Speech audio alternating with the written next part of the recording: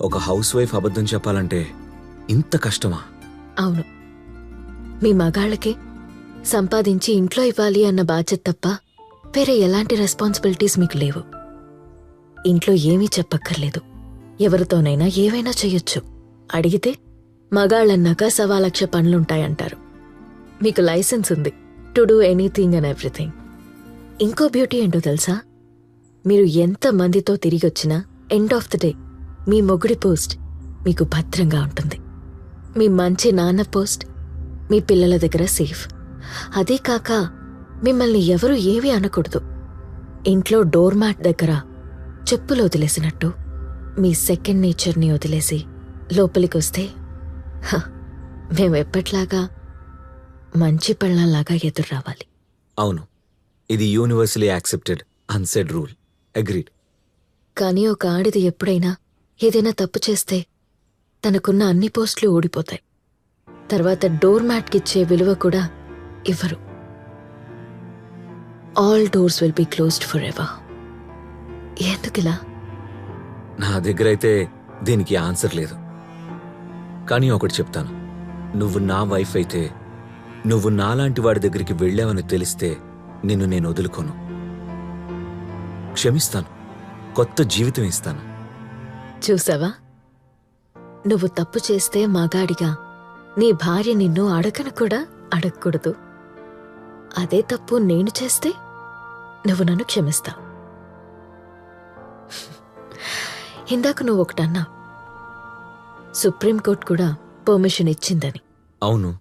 అదే చట్టం ఏం చెప్తుందంటే, ఒక వివాహిత మహిళ వేరే వ్యక్తితో అక్రమ సంబంధం పెట్టుకున్నప్పుడు ఆ భర్త ఇచ్చిన కంప్లైంట్తో మీరా వ్యక్తిని శిక్షించవచ్చు. ఒకవేళ ఆమె భర్త అనుమతితో అక్రమ సంబంధం కొనసాగించినట్లయితే అది తప్పు కాదు. దానికి ఏ శిక్షలు ఉండవు. భర్త అనుమతి లేకుండా వేరే వాళ్లతో శారీరక సంబంధం కొనసాగిస్తే తప్పు.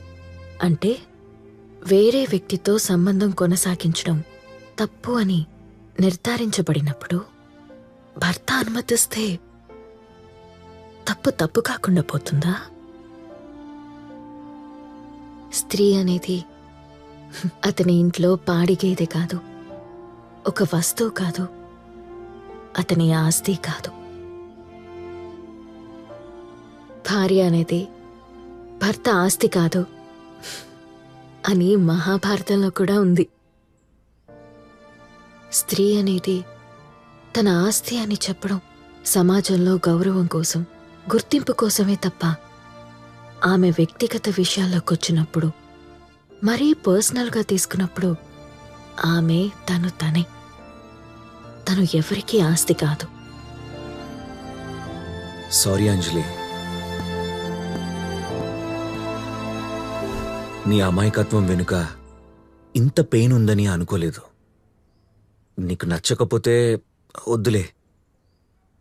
నేనిక్కడ 2 భాగాలుగా ఉన్నాను.